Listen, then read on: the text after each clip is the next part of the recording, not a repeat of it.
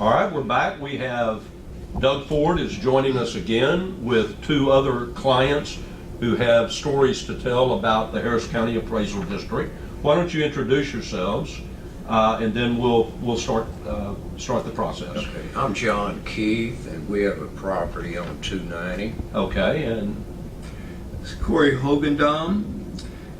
They've been clients for over 17 years, so we've been doing their hearings.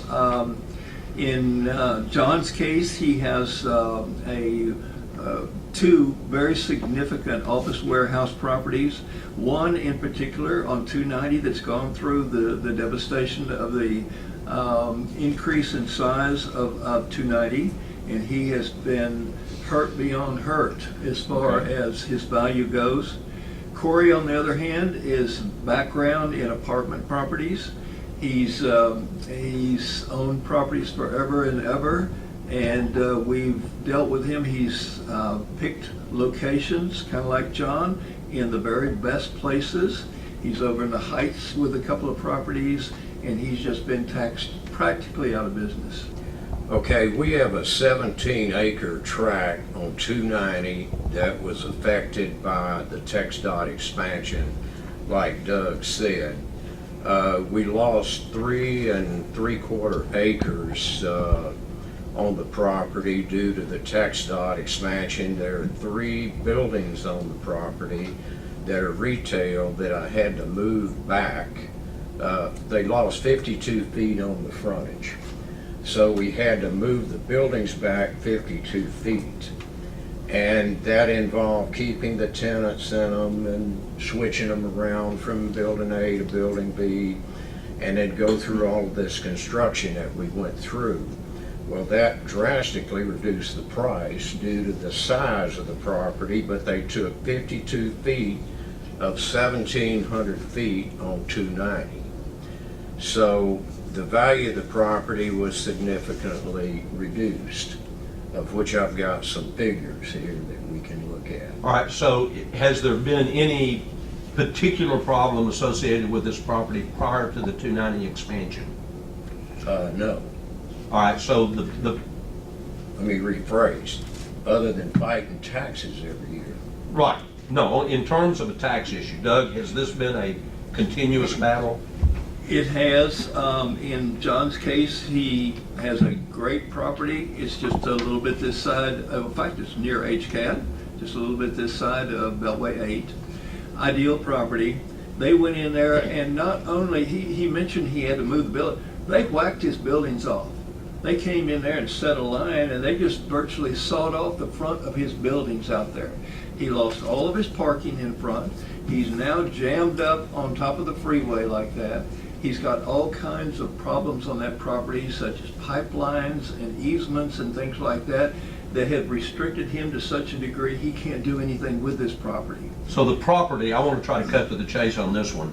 The property prior to the 290 expansion was really, I guess, from what I'm seeing in visuals, was at full operating capacity. It was a great piece of property, no real impediments to the property. Post 290, it is a property that has less viable use from its prior capacity. Is that fair? That's fair. All right, so can it give me the value, the bottom line value of what they say now, what you say, and sort of a litigation history if you can? The 16 and 17 notice was $7.5 million. The 16 final decision was $4 million. The 17 final decision in value was $4 million. The notice for 218 is $8.9 million. That's $9 million. All right, let me interject here. 16 and 17, a notice value at 7 million, 8 million, but you got it beat back down to the 4 million range. But in 18, with all of these changes, it's now back up to the 8 million range. Yes, and they won't reduce it below 8.2. Are we going to court on this? Yes. He has filed litigation every year on this property. Our opinion of value is probably in the $3 million range. His property was so devastated, and we had photographs, we had everything. John came into the hearings as an expert witness, explained everything that was going on, and as we've said before, it seems like the more complex issues like this, the ARB just kind of goes into neutral. And so they're listening to the appraisal district, maybe calculating some reduction off of the notice value. It has nothing to do with the real true value of the property. But this guy has suffered immensely. He's not in code with parking anymore, and he has no place to go. There's nothing he can do with his property.